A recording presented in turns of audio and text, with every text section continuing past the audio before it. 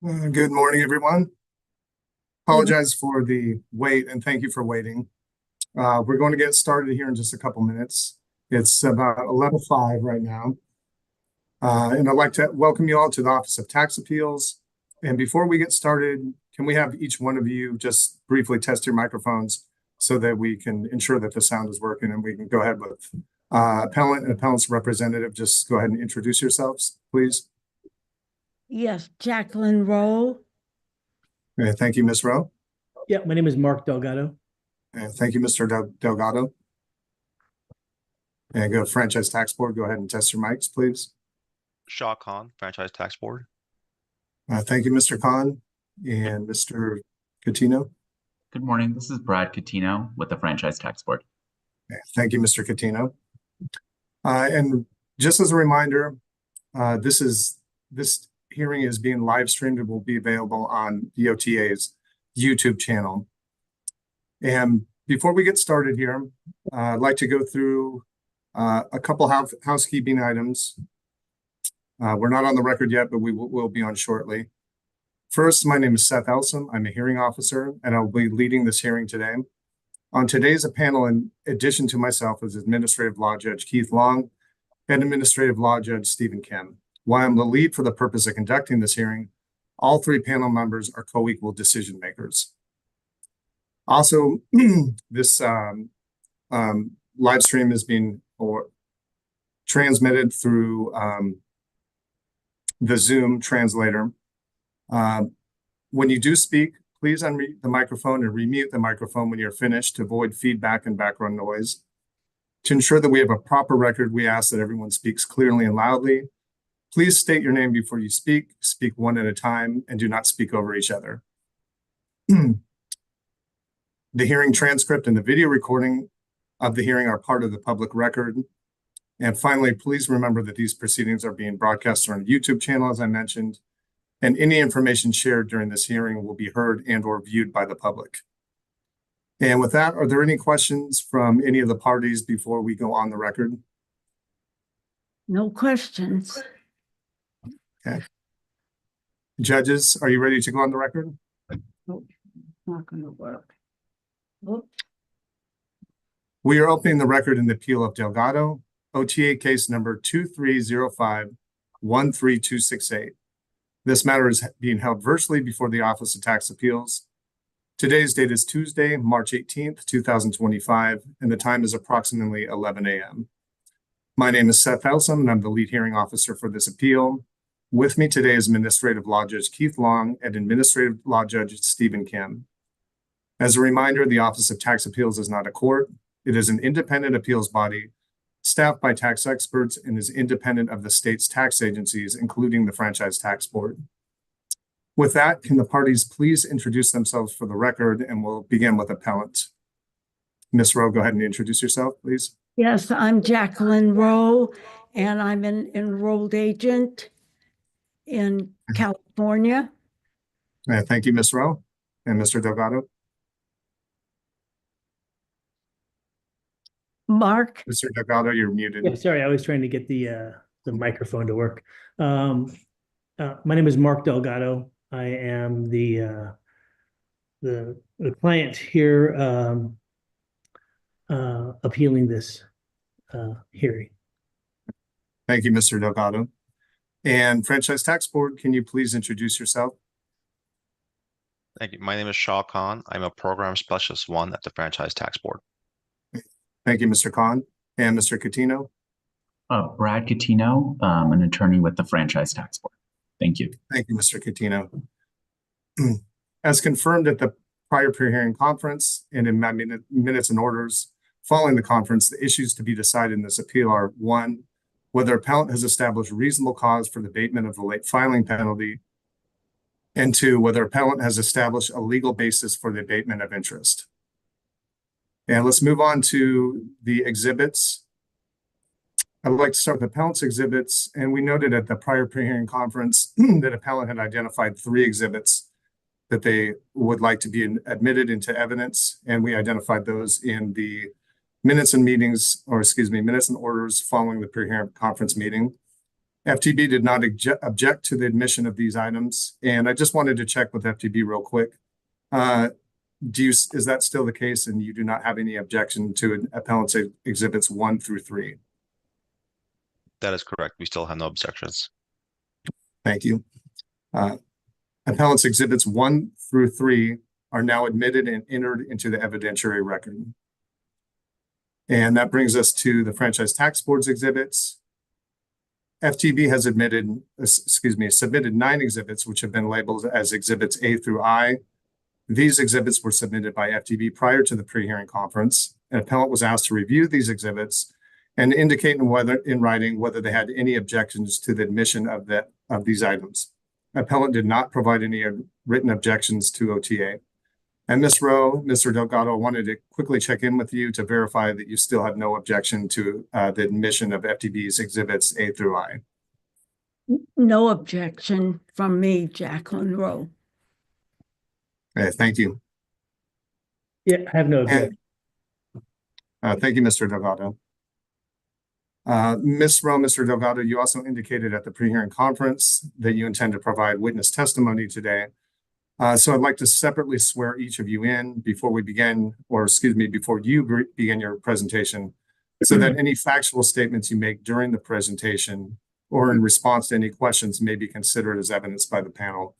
And we'll do that in just a moment here. Right now, moving on to the order of the hearing. Before we get into the presentations, I'd like to quickly go over the time estimates. As noted in the minutes and orders, appellant will present first and will have approximately 15 minutes for his presentation. Following appellant's presentation, FTB will have the opportunity to ask questions regarding appellant's testimony only. The panel will then be given the opportunity to ask any questions that they may have for appellants. Following that, we'll turn it over to the panel with any questions. After that, FTB will begin their presentation and we'll have approximately 15 minutes for that presentation. Our panel again will have the opportunity to ask FTB questions. And finally, appellant will be given 10 additional minutes for a rebuttal or closing statement. And that point will open up questions for either party to the judges. And with that, I believe that we are ready to begin. Do any of the parties have any questions before I swear Ms. Rowe and Mr. Delgado in and they begin their presentation? No we're ready. questions. Okay. Thank you, Mr. Khan. Ms. Rowe, I'd like you to please raise your right hand. Do you swear or affirm to tell the truth, the whole truth, and nothing but the truth? I do. Thank you. And Mr. Delgado, please raise your right hand. Do you swear or affirm to tell the truth, the whole truth, and nothing but the truth? I do. Thank you, Mr. Delgado. And so you may begin your presentation in whichever order you prefer, Ms. Rowe and Mr. Delgado. And you're going to have 15 minutes. It's approximately 11:13, so you have until about 11:28. And you can go ahead and begin when you're ready. I am going to present Mark Delgado, and he is my tax client. And he is a disabled fireman on disability from the Los Angeles Fire Department. And Mark, would you like to speak why you think you would like to dissolve this penalty, abate the penalty, and possibly the interest, if possible? Okay, Mark, do you want to go ahead? Okay. Okay. So when I, with my last CPA that I had, I met with her in February of 2019 to give her all my papers.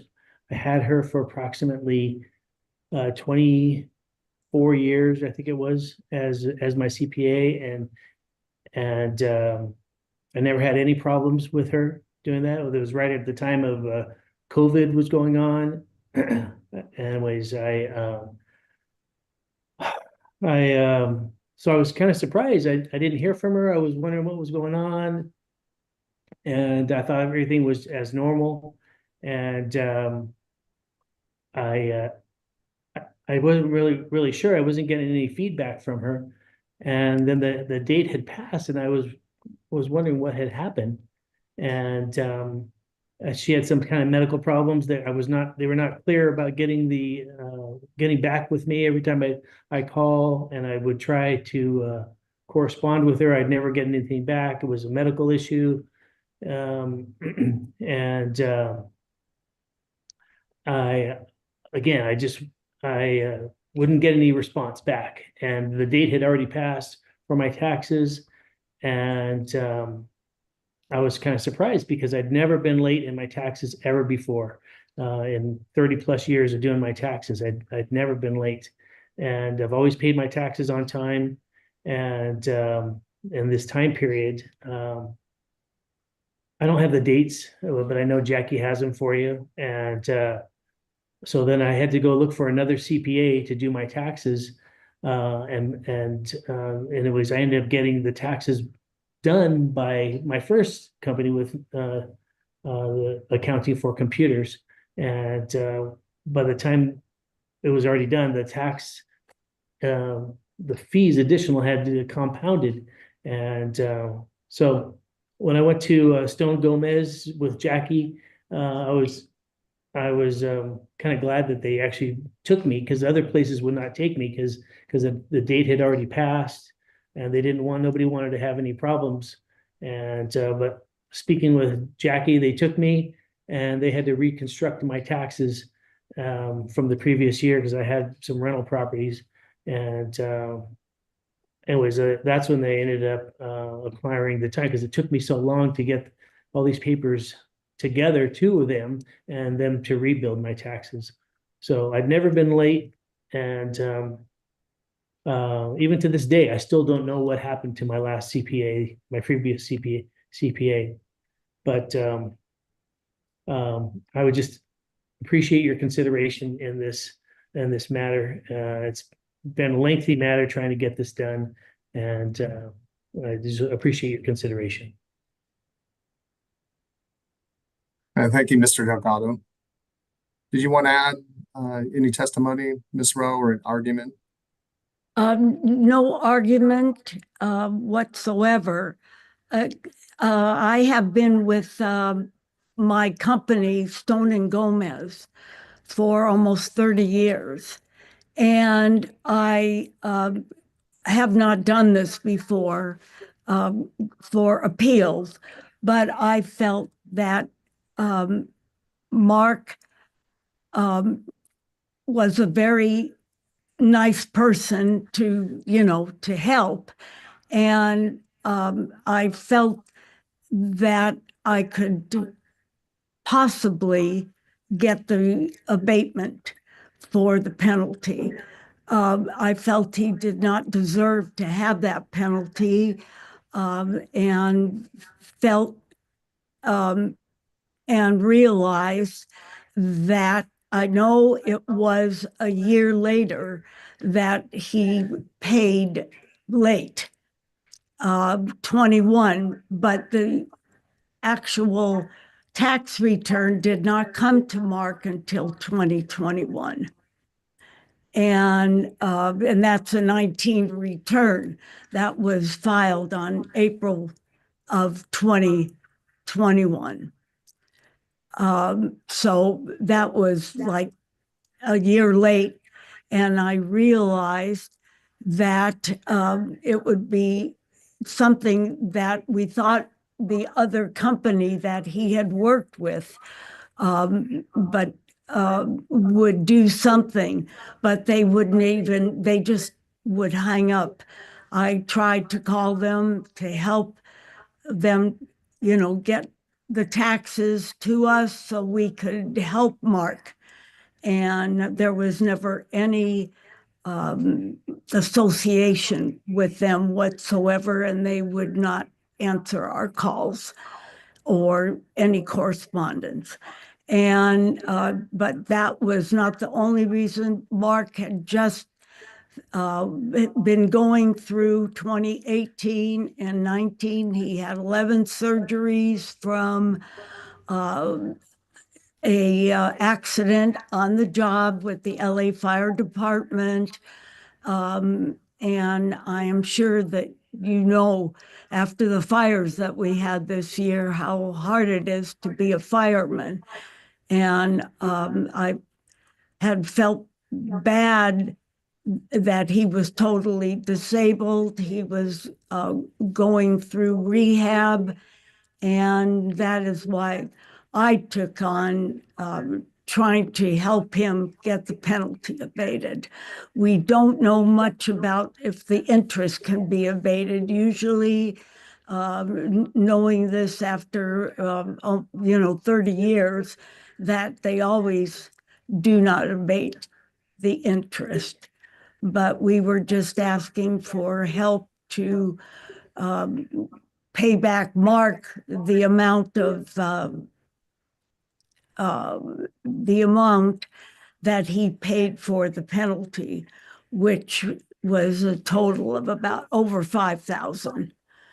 So this is what I was trying to do, and that's because he had told me the story that it's not so much that they wouldn't listen to him and trying to get the taxes done. And partly it's because his accountant had a stroke and never came back after the stroke. So, and they didn't, because it was during COVID and a lot of people were sick, that they couldn't get this done. So I just felt that it was a problem and also something that somebody would have some relief for him. And that's where I was in this appeal, that because he had gone through so much, that he would be a deserving participant in the tax appeal. So that's all I really have to say. And thank you for listening. And we'll just see where we stand with this. I'm sure, because I read all of your documents, that you do not felt that it was his it was his problem to get the taxes prepared. So, but I felt that because he had gone through so much, that somebody could listen to us to decide that he didn't do anything really wrong except, trying to get everything together. So, and it didn't work out for him. But we had to recreate the whole tax situation. And we did that and then got his 2020 timely by August 15th of 21. And we had put him on extension.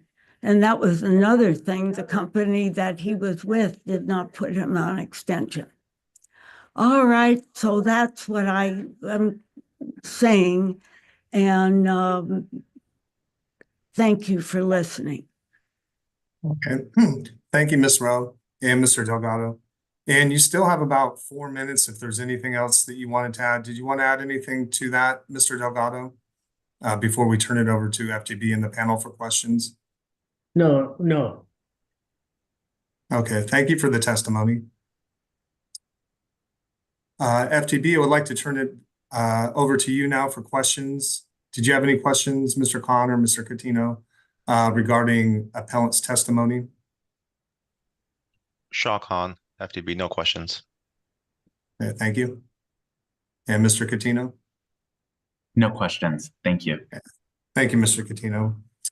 And now I'd like to turn it over to our panel for questions. Judge Long, did you have any questions for appellant? I do, thank you. Mr. Delgado, with respect to your tax preparer, the person that you initially hired, when did you find out about their health issues? Well, Mark Delgado, as far as their health issues, they weren't giving me an exact what happened to her because of the HIPAA laws. They weren't telling me exactly what happened, and they said that she had a stroke. They weren't really sure. They were just trying to find out, and but they were not responding back to me, and they were really not forthcoming with the information. Like I said, I'd had her for 20 plus years doing my taxes. We were close. She came over to my house for dinner. I've been up to her house many times, and I still don't know what happened to her, kind of thing. I don't have the exact thing that happened to her, but I know she was not responding to me. Did you have any evidence of your attempts to contact your preparer, emails, text messages, anything of that type that show that she was unresponsive? Well, I mean, I called, but the phone records, I thought about getting phone records, but again, the phone records, I don't have them anymore. The phones, remember before you used to get a printout of all your phone records, the telephone calls you had, those kind of things. I don't have those. I don't keep those anymore. And so I don't have any records of that. Okay. And then when did you find out that your tax preparer's business was being taken over? I only found that out through Stone Gomez. And that's the only reason how I found that out. Okay. And then to clarify here, what happened can you give me a timeline of your efforts to get a return filed between the due date and the date that it was actually filed? What did you do? Who did you contact? And then ultimately was filed by your former preparer's firm. Is that correct? Yes, through Stone Gomez, right? Is that what you're asking? No, I'm talking about the 2019 firm return, not the 2020. Yeah, that was it just showed up in the mail at my house, and I was kind of surprised that it showed up, and I believe I signed it and sent it, and but it just showed up in the mail, and it was much later, and I'd already started looking for a new CPAs. I'd asked friends, hey, I need a CPA, and my taxes are kind of complex, and at least to me they are, and probably not to you guys, but they're complex to me. And a lot of people, the circles that I run, they just have the one house, or they have, maybe one job or something like that. So it was complex for me to acquire a CPA, and one who would rebuild my taxes from the previous years. Are there any records of you attempting to engage with a new CPA prior to the date that you received the tax return in the mail?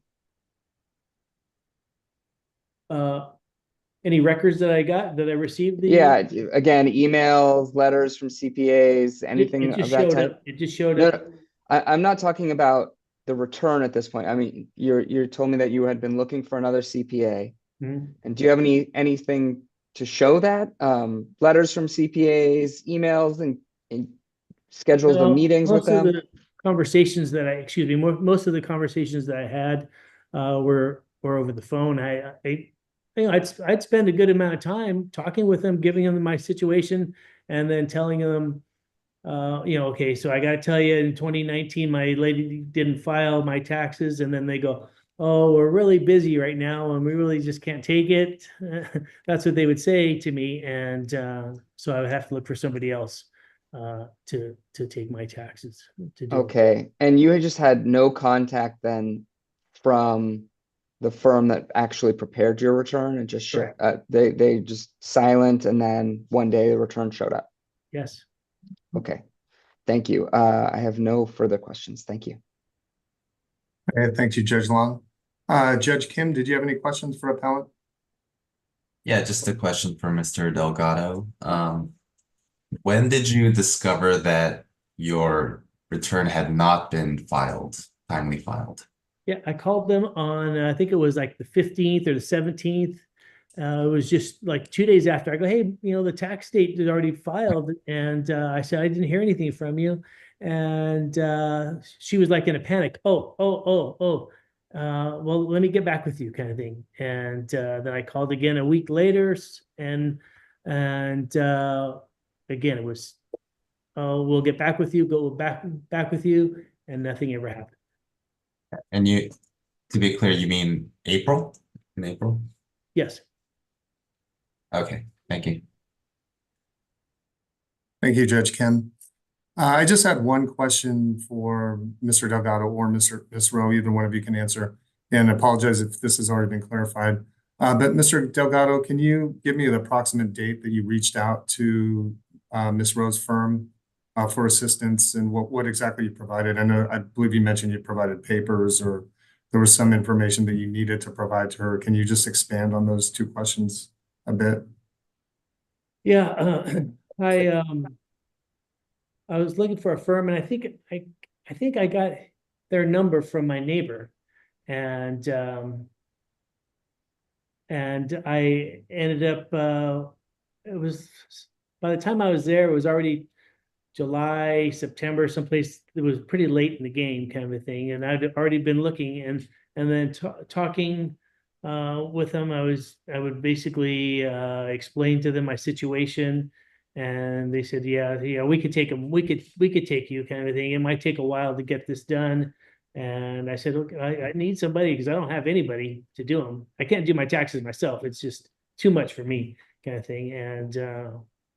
And they were willing to help, and they were a reputable company, and that's why I took them. Ms. Rowe, did you have anything to add to that? No, I actually don't, but I will say that we had to do the 2 tax returns, in 21. First of all, putting in the 19 return, and then we thought we could take care of trying to get we did the tax returns first and recreated what we had to do. And then we took on trying to abate the penalty. And I just wanted to clarify, when Mr. Yes. Delgado, when you referred to I believe August, September, that was In for 21. that was in 2021, That's and correct. this is for 2019 return. Right, because the return didn't file till April 15th of 21. Okay, so that's all I want to clarify. Both dates are in Yes, 21. 21. And we did have one, sorry, we had one follow-up question from Judge Long that he wanted to ask you, Sure. or was it? Thank you. Ms. Rowe, I just want to be clear on something. So at the time that Mr. Delgado engaged you for his 2020 return, the 2019 return had not been filed yet. Is that correct? Yeah, the date of the original filing I have here, excuse me, was April, let me just see here, April 21. Okay. Yeah, I have that April 14th, 21. That's Right. fine. But your firm also prepared a 2019 return for No. Mr. Delgado in order to do the 2020. Is that what I'm understanding from your? Yeah, we had to put that in our system, the whole return of 2019 to do 2020, and able to, but we did not file it. It was filed by the old accounting firm.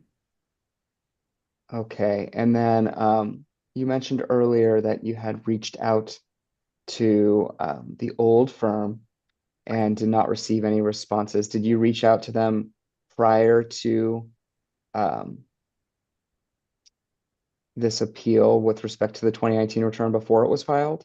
Yes, when he came in, in 21, it was filed. He came to us after it was filed because he was, disturbed about the penalty, and he came to us. I did not work with him until 2021. Okay, thank Yeah. you. And thank you. Yes. Hey, thank you, Ms. Rowe, Mr. Delgado. At this point, we're going to turn the presentation over to the Franchise Tax Board. And it is now 11:35, and Franchise Tax Board has 15 minutes to present. And you may begin whenever you're ready, Franchise Tax Board. Thank you. Good morning. My name is Shaw Khan. I'm a program specialist 1 at the Franchise Tax Board, and I, along with Counsel Brad Catino, will represent the Franchise Tax Board, or FTB, in this matter. The issues for this 2019 tax year appeal include: number 1, appellant has not demonstrated reasonable cause to abate the delinquent filing penalty, also referred to as late filing penalty. And number 2, appellant has not established legal basis for the abatement of interest. FTB received appellant's 2019 California tax return on April 14, 2021, approximately 9 months after the original filing due date of July 15, 2020. The return reported a total tax due of $23,771. Appellant did not remit a payment with that return. Because the appellant did not file the return and did not pay their tax due by the corresponding due date, FTB imposed a late filing penalty of $5,942.75. After processing appellant's return and still having no record of payments made for the 2019 taxable year, FTB issued 3 billing notices to the appellant. Appellant paid the total tax due, late filing penalty, and applicable interest in full with 2 separate payments. On August 1st, appellant filed a claim for refund and requested that the penalty be abated due to reasonable cause. On the claim for refund, appellant contended that the CPA firm that he was using changed ownership and that his return was not timely filed by the firm. Appellant also stated that he attempted to contact the firm but was unable to get a response from the firm. FTB denied this claim because the information provided did not constitute reasonable cause, and an appellant timely appealed this denial. As to the first issue, California law provides that FTB shall impose a late filing penalty when a taxpayer does not file a tax return on or before its respective due date. In response to the COVID-19 pandemic, FTB provided taxpayers an extension to file and pay their 2019 tax return until July 15, 2020, with an automatic extended filing deadline of October 15, 2020. If the return is not filed within the extended filing deadline of October 15, 2020, then no extension exists and a late filing penalty is imposed on the amount of the tax not paid by the original filing deadline, in this case, July 15, 2020. Accordingly, the appellant's 2019 tax return, which was filed on April 14, 2021, was untimely. Therefore, FTB's imposition of the late filing penalty is proper. Appellant does not dispute that the return was filed after the extended due date, but contends that the penalty should be abated for reasonable cause because he relied on his prior CPA firm to timely file his return. In addition to the arguments brought forth on the claim for refund at appeal, appellant supplements the claim by stating that he's permanently disabled due to his employment, stating that he brought his documents to the accountant at the CPA firm in early 2020. The preparer suffered a stroke at the end of the tax season and that he could not get in touch with his accountant, and being told by the firm that filed the return that the prior firm was being taken over by someone else. Appellant bears the burden to prove that a reasonable cause exists to abate the late filing penalty. To show reasonable cause, a taxpayer must show that the failure to timely file a return occurred despite the exercise of ordinary business care and prudence. Taxpayers must provide credible and competent evidence to support the claim of reasonable cause, otherwise the penalty cannot be abated. Each taxpayer has a non-delegable duty to file their return for a tax year by its respective due date. Although the appellant attributes failure to timely file his tax return to his tax preparer, It is well settled law that taxpayers cannot rely on an agent to timely file their return or make timely payments of their tax.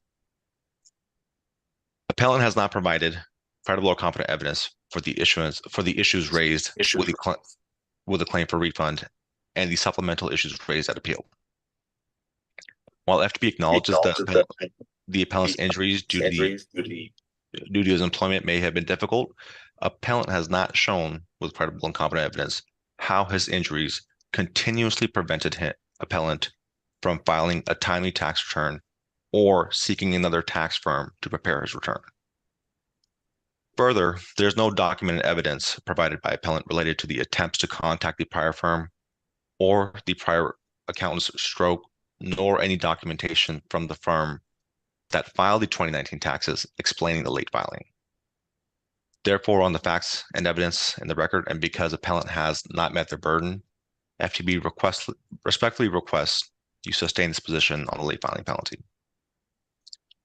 As to the second issue, interest is not a penalty, but is compensation for the use of money.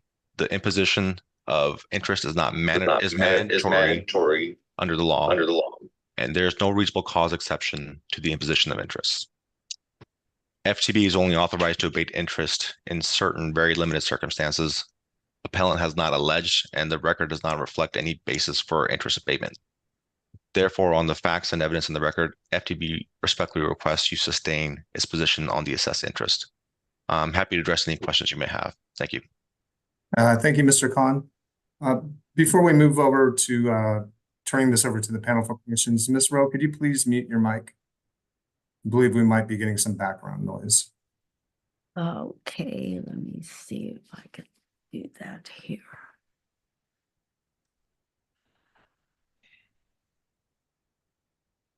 Okay. There should be a little, there you go. Thank you, Ms. Rowe. I'd like to turn this over to our panel now for any questions for the Franchise Tax Board. Beginning with Judge Long, did you have any questions for the Franchise Tax Board? No questions. Thank you. Thank you. And Judge Kim, did you have any questions for the Franchise Tax Board? No questions. Thank you. Thank you.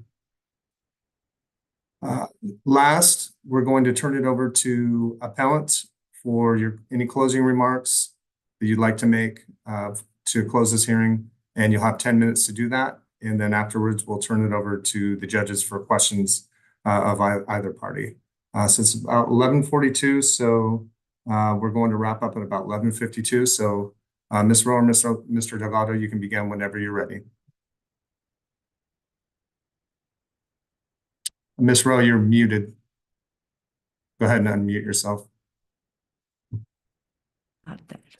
There you go. Thanks. Okay, thank you for listening. Whatever the outcome is, we will accept that. That's all I just really have to say. And I guess it's already been declared that the penalty will not be abated. Is that correct? I'm just going to ask that question. We're going to decide this case after, or excuse me, this appeal after we review all of the evidence and the hearing transcript. So I'm going to get to a discussion of that here shortly after you wrap up here.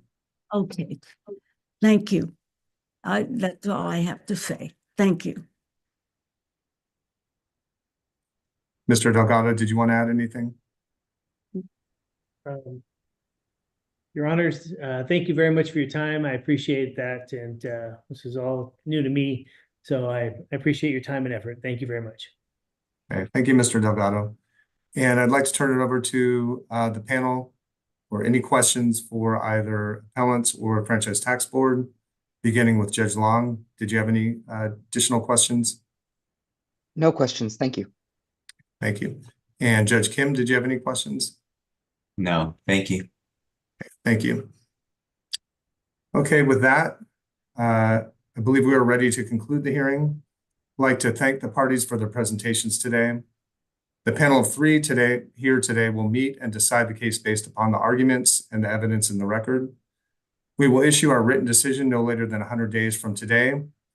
The case is submitted and the record is now closed. And this concludes the hearings for the appeal of Delgado. And thank you, everyone.